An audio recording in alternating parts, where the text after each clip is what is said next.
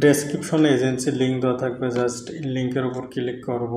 Crash অ্যাপের ID নাম্বারটা just copy করে নিয়ে আসব। এখানে দেখেন জাস্ট কপি করে নিয়ে আসব, তারপর এখানে আইডিটা পেস্ট করে দেব।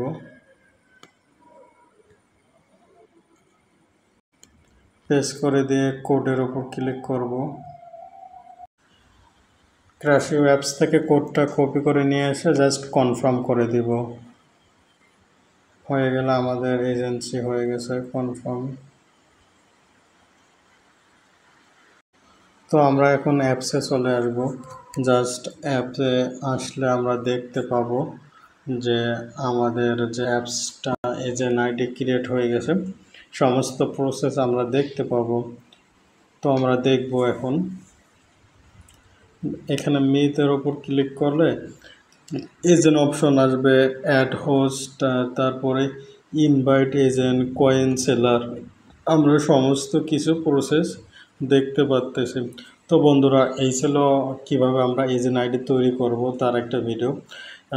তোমরা যারা এজেন্ট আইডি করবা অথবা হোস্টিং আইডি করবা, ডেসক্রিপশনে লিঙ্ক দেওয়া থাকবে, তোমরা সেভাবে করে নিবা। তো দেখা হচ্ছে নেক্সট ভিডিওতে।